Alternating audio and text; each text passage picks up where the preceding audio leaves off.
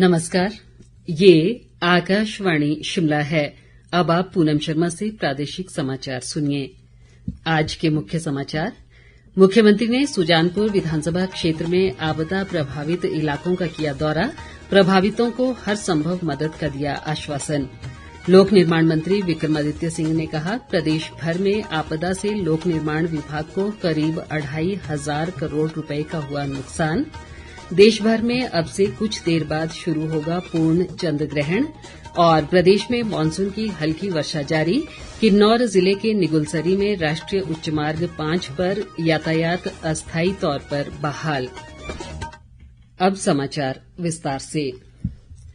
मुख्यमंत्री सुखविंदर सिंह सुक्खू ने कहा है कि प्रदेश में आपदा से हुए नुकसान का वे स्वयं जायजा ले रहे हैं और इस मामले को केंद्र सरकार के समक्ष भी उठाया गया है। वे आज हमीरपुर जिले के सुजानपुर विधानसभा क्षेत्र में आपदा प्रभावित गांवों का दौरा करने के दौरान बोल रहे थे। मुख्यमंत्री ने कहा कि बेघर परिवारों को मकान निर्माण के लिए वन विभाग की सुरक्षित भूमि हस्तांतरित करने का मामला भी केंद्र सरकार के समक्ष उठाया जाएगा। उन्होंने कहा कि संकट की इस घड़ी में प्रदेश सरकार प्रभावितों के साथ है और बेघर हुए परिवारों के मकानों के निर्माण के लिए राज्य सरकार अपने संसाधनों से 7-7 लाख रुपए की राशि प्रदान करेगी। हमारी सरकार आपको सभी सुविधाएं उपलब्ध करवा रही है। जिसका मकान ढह गया है उस मकान के लिए हिमाचल प्रदेश सरकार अपने संसाधनों से 7 लाख रुपया देगी। प्रधानमंत्री आवास योजना से सिर्फ 1,30,000 आता है, बाकी सारा पैसा हम हिमाचल प्रदेश की सरकार अपने संसाधनों से आपको उपलब्ध करवाए। 70,000 रुपया जो उसमें कपड़े बर्तन वगैरह घर में दब जाते हैं, पलंग वगैरह, उसके हिमाचल प्रदेश की सरकार आपको देगी। जिसकी पशुशाला टूट चुकी है या थोड़ा सा ही मकान में सीट आ चुकी है या दीवार गिर चुकी है, उसकी भी सरकार आपको 1 लाख रुपए देगी। ये सब अभी जो योजनाएं हैं, जैसे ही बारिश खत्म होगी उस क्षेत्र को हम आपदाग्रस्त घोषित कर देंगे। वैसे हमने हिमाचल प्रदेश के पूरे राज्यों को आपदाग्रस्त घोषित किया है और 9 तारीख को यहाँ देश के प्रधानमंत्री जी भी आने वाले हैं। हम उनसे भी इस बात की मांग रखेंगे। मुख्यमंत्री ने सुजानपुर क्षेत्र में राहत व पुनर्वास कार्यों के संबंध में अधिकारियों को आवश्यक दिशा निर्देश भी दिए। लोक निर्माण मंत्री विक्रमादित्य सिंह ने कहा है कि प्रदेश में आपदा से लोक निर्माण विभाग को करीब 2,500 करोड़ रुपए का नुकसान हुआ है। शिमला में आज पत्रकारों से बातचीत में उन्होंने कहा कि अभी भी सैकड़ों सड़कें अवरुद्ध हैं, जिन्हें खोलने के प्रयास जारी हैं। उन्होंने कहा कि आपदा से उबरने के लिए केंद्र से भी भरपूर मदद लाने का प्रयास किया जाएगा। अभी तक का जो अनुमानित आंकड़ा है करीबन 2,500 करोड़ का, जो प्रदेश को अभी तक नुकसान खास करके लोक निर्माण विभाग को हुआ है। उसमें सड़कें हैं, ब्रिजेज हैं, आप खुद उसकी तस्वीरें देख रहे हैं कि किस तरीके से पूरी की पूरी सड़कें बैठ गई हैं, कई जगहों पे पूरे के पूरे पहाड़ धंस गए हैं। तो ये बहुत बड़ा नुकसान है और इससे निकलने में समय जरूर लगेगा, मगर हम सकारात्मक सोच से आगे बढ़ेंगे और केंद्र से भी पूरा सहयोग लाने का प्रयास करेंगे और आने वाले समय में सड़कों को खोलना, उनका पुनर्निर्माण करना, जहाँ पे कोई ब्रिजेज बह गए हैं उनको फिर से ठीक करवाना, उनको फिर से लगवाना, और जहां पे हमारे जो सेब बहुल्य क्षेत्र है वहां से समय पर आपका सेब लोगों के बीच पहुंचे, ये हमारी नंबर 1 प्राथमिकता है। विक्रमादित्य सिंह ने कहा कि भविष्य में नई सड़क के निर्माण कार्य में यदि अधिकारी लापरवाही बरतते हैं या वन संरक्षण अधिनियम का उल्लंघन पाया जाता है तो उनके खिलाफ कार्रवाई की जाएगी। उन्होंने कहा कि नदी नालों में डंपिंग को लेकर भी कार्रवाई अमल में लाई जाएगी। वस्तु और सेवा कर यानी जीएसटी की दरों में हाल ही में किए गए सुधार आगामी 22 सितंबर से लागू होंगे।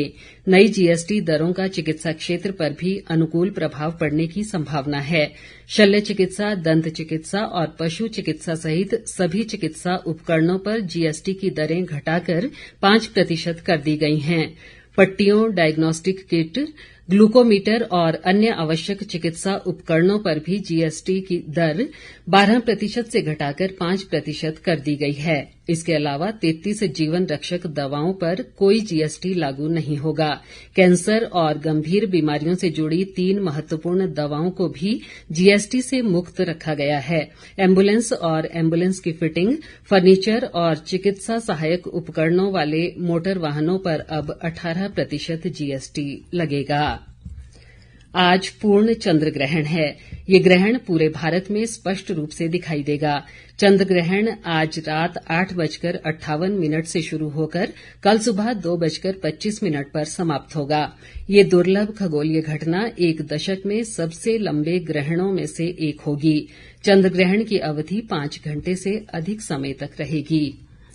ताज़ा समाचारों के लिए आप हमारे Facebook page all India radio news Shimla, x handle @AIR News _ और YouTube channel AIR Shimla news पर लॉगिन कर सकते हैं।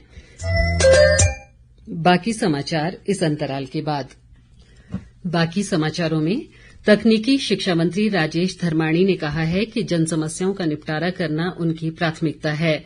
बिलासपुर जिले के घुमारवीं में आज जन सुनवाई के दौरान उन्होंने कहा कि घुमारवीं विधानसभा क्षेत्र में भी लोगों को भारी बरसात के कारण नुकसान उठाना पड़ा है और प्रभावितों को सरकार की ओर से हर संभव सहायता प्रदान करने का पूरा प्रयास किया जाएगा। धर्माणी ने बिलासपुर जिले के सामुदायिक स्वास्थ्य केन्द्र हटवाड़ का औचक निरीक्षण भी किया और अस्पताल की व्यवस्थाओं का जायजा लेकर मरीजों को दी जा रही सुविधाओं की जानकारी ली। हरियाणा भाजपा सरकार ने आपदा प्रभावित चंबा जिला के लिए राहत सामग्री से भरे 10 ट्रक भेजे हैं। इस राहत सामग्री में करीब 186 क्विंटल चावल, 153 क्विंटल आटा, 20 क्विंटल नमक और 65 क्विंटल चीनी सहित अन्य खाद्य सामग्री शामिल है। इसके अलावा राहत सामग्री में तिरपाल, कंबल, गद्दे सहित अन्य सामान भी भेजा गया है। प्रदेश भाजपा अध्यक्ष राजीव बिंदल ने बताया कि इस राहत सामग्री को चंबा जिला के आपदा प्रभावित परिवारों में आवश्यकता अनुसार वितरित किया जाएगा। प्रदेश में मॉनसून सक्रिय बना हुआ है और कुछ क्षेत्रों में हल्की वर्षा का क्रम जारी है। राज्य के कई स्थानों पर भारी वर्षा के दौर में कमी आने से प्रशासन ने राहत व बचाव कार्य तेज कर दिए हैं। राज्य में अभी भी 2 राष्ट्रीय उच्च मार्गों सहित 824 सड़कें अवरुद्ध हैं। इस मॉनसून सीजन के दौरान प्रदेश में 366 लोगों की मृत्यु हुई है, जबकि 41 लोग अभी भी लापता हैं। उधर किन्नौर जिले में निगुलसरी के समीप भूस्खलन से अवरुद्ध राष्ट्रीय उच्च मार्ग 5 को अस्थायी तौर पर सभी प्रकार के वाहनों के लिए खोल दिया गया है। इस मार्ग के खुलने से किन्नौर जिले में पिछले कई दिनों से फंसे पर्यटकों ने राहत की सांस ली है। मार्ग बहाल होने से सेब बागवानों की बड़ी चिंता भी समाप्त हो गई है। प्रशासन ने इस मार्ग पर यात्रियों को सावधानीपूर्वक सफर करने की सलाह दी है। इस बीच मौसम विभाग ने अगले 24 घंटों में कुछ स्थानों पर गरज के साथ हल्की वर्षा की संभावना जताई है। हमीरपुर जिला भाजपा ने प्रदेश कांग्रेस सरकार के कर्मचारी विरोधी फैसलों की कड़ी निंदा की है। जिला भाजपा अध्यक्ष राकेश ठाकुर व कोषाध्यक्ष धर्मेंद्र शर्मा ने एक संयुक्त बयान में कहा कि सरकार द्वारा 7वें वेतन आयोग की शर्तों को वापस लेने से 89 श्रेणियों के हजारों कर्मचारियों को 10,000 से लेकर 20,000 रुपए तक का मासिक वित्तीय नुकसान उठाना पड़ेगा। उन्होंने सरकार से इस कर्मचारी विरोधी फैसले को तुरंत वापस लेने और बकाया महंगाई भत्ता जल्द जारी करने की मांग की है। राज्यसभा सांसद हर्ष महाजन ने आज नई दिल्ली में भाजपा की सांसद कार्यशाला में भाग लिया। उन्होंने कहा कि ऐसी कार्यशालाएं सांसदों को संगठनात्मक दृष्टि, नीति निर्माण की समझ और राष्ट्रहित में कार्य करने के लिए नई ऊर्जा प्रदान करती है। सोलन नगर निगम क्षेत्र में इस मॉनसून सीजन में व्यापक वर्षा से संपत्ति को भारी नुकसान हुआ है। नगर निगम महापौर उषा शर्मा ने तकनीकी टीम के साथ शहर के विभिन्न वार्डों का दौरा कर नुकसान का जायजा लिया। उन्होंने जनसमस्याएं सुनकर अधिकारियों को इनके निपटारे के निर्देश भी दिए। अंत में मुख्य समाचार एक बार फिर।